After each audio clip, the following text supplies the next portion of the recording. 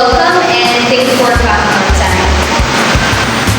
So before we begin, I would like to orient you about what will going to happen during the assessment process.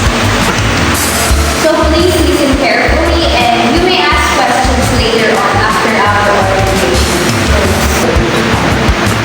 I would like to acknowledge the presence of our processing officer, Ms. Elena Baldo.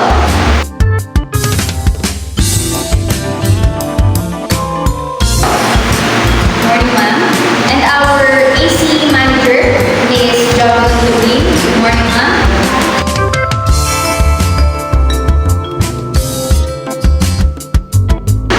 And our tester representative that is here right now, Ms. Regine Toledo. Good morning, ma'am.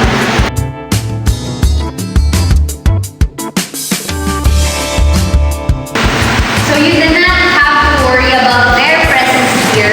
So they're just here to oversee you, the candidates, and of course to ensure that the assessment is in accordance with the prescribed methodology and procedures. Please submit your admission slip that has been given to you earlier. So please submit. So as I call your name, please come and sign the attendance sheet here. So we have Andrea May Alba. Please come forward and sign here. Rochelle Merciga, please come forward and sign here. So this assessment is performance or competency based. So that means you will be assessed based on your actual performance on the required task. So the evidence that will be collected will be compared against the national competency standards. That clear?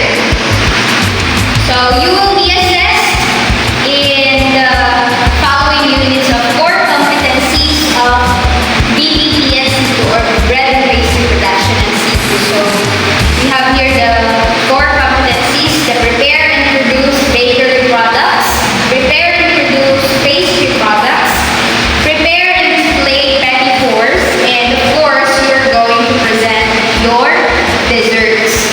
Clear? Okay. So your performance will be observed and evaluated using the prescribed assessment tools.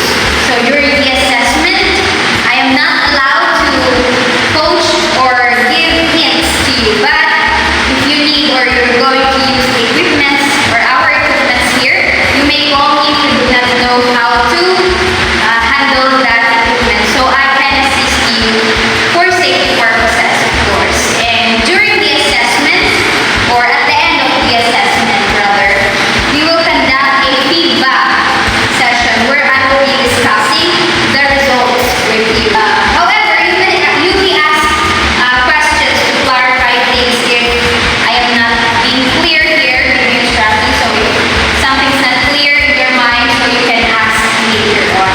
So at the end of the assessment, I will give you feedback, and then the result will be either competent or not yet competent. So if you are found not yet competent, you do not have to worry because you can undergo further training or reassessment when you're ready.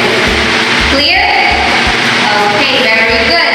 Now I will ask you to sign the assessment agreement form to confirm you have understood the process and ready to proceed.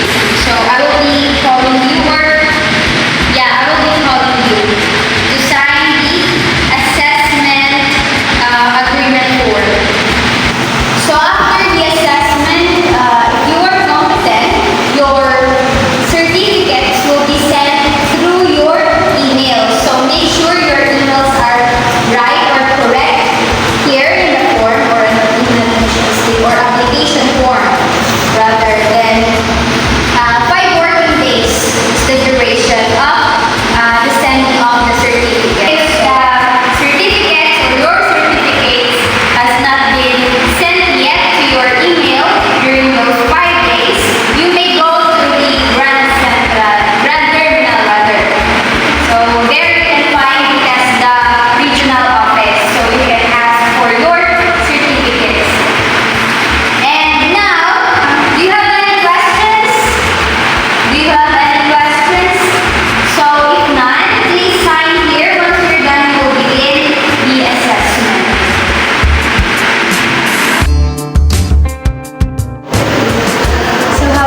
assessment. I think it's good to hear. So based on your performance that you were able to demonstrate their core competencies effectively. So you follow the standard procedures in doing the task. And of course, you showed confidence while performing. So for that, I would like to congratulate you. You are.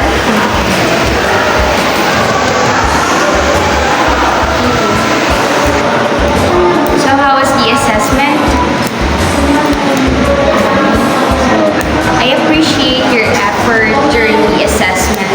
You were able to complete most of the tasks. However, there are some critical areas that you did not meet the required standards. For example, there were instances that your product quality is underbaked, and then there are improper mixing techniques that you have shown, and additionally, there were some lapses in following some sanitation during the process. So, because of that, or those, you were marked as not yet competent. However, just like what I have said earlier, you do not have to worry because you can take further training and then you can do another reassessment if you are ready. Okay, ma'am.